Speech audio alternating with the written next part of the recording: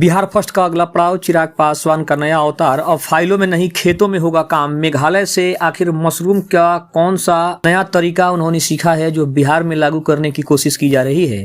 केंद्रीय मंत्री चिराग पासवान का नया अवतार देखने को मिल रहा है। नमस्कार, मैं हूं संजीव और आप देख रहे हैं आप तक न्यूज। अगर आप हमारे चैनल पर नए हैं तो चैनल को जरूर सब्सक्राइब कर लें।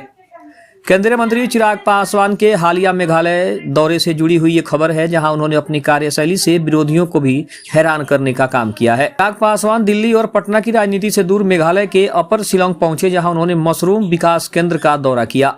तकनीक को समझने की कोशिश भी की गई है। खाद्य प्रसंस्करण मंत्री के तौर पर चिराग ने वहां न केवल मशीनों को देखा बल्कि मशरूम उत्पादन की जापानी तकनीक और ब्लॉक निर्माण की बारीकियों को एक छात्र की तरह समझने की कोशिश भी की है।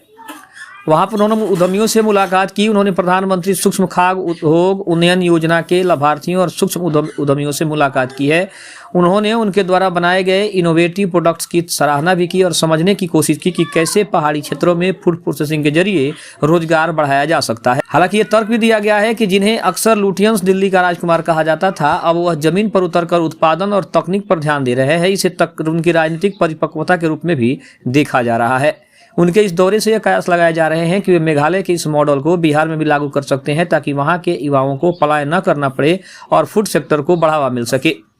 सोशल मीडिया पर लोग उनके इस रिजल्ट ओरिएंटेड अवतार की चर्चा कर रहे हैं, जहां वे केवल भाषणों तक सीमित न रहकर मंत्रालय के जमीनी काम में गहरी दिलचस्पी भी ले रहे हैं। चिराग पासवान के इस दौरे से उनके मंत्रालय के कामकाज से जुड़ी कुछ और गहरी और बड़ी जानकारियां सामने आ रही है। चिराग पासवान ने शिलांग में विशेष रूप से शिटाके मशरूम के उत्पादन पर ध्यान दिया। इसकी खासियत यह है कि ग्लोबल डिमांड इसका सबसे ज़्यादा है। शिटाके मशरूम की अंतर्राष्ट्रीय बाजार में भारी मांग है और ये काफ़ी महंगा बिकता है। इसमें जापानी तकनीक का उपयोग होता है, जिससे कम जगह में अधिक उत्पादन संभव है। चिराग का इसे बारीकी से समझना संकेत देता है कि वे बिहार में हाई वैल्यू कृषि उत्पादों को बढ़ावा देना चाहते हैं। वहीं PMFME यानी प्रधानमंत्री सूक्ष्म खाद्य उद्योग उन्नयन योजना का जिक्र है। वह चिराग के मंत्रालय की एक प्रमुख योजना है। लोकल टू ग्लोबल की बात करें तो ये योजना छोटे उद्यमियों को 35% तक की सब्सिडी और ट्रेनिंग भी देती है। महिलाओं की इसमें सबसे ज़्यादा भागीदारी है। मेघालय दौरे में चिराग ने महिला स्वयं सहायता समूहों से भी बात की, जो इस योजना का सबसे बड़ा हिस्सा है। चिराग पासवान अक्सर बिहार फर्स्ट बिहारी फर्स्ट का नारा देते हैं। उनके इस दौरे को लोग बिहार की समस्याओं के समाधान से जोड़कर देख रहे हैं। बिहार से होने वाले पलायन का मुख्य कारण रोजगार की कमी है और चिराग का मानना है कि अगर गांव-गांव में फूड प्रोसेसिंग यूनिट्स खुल जाएं तो युवाओं को बाहर नहीं जाना पड़ेगा।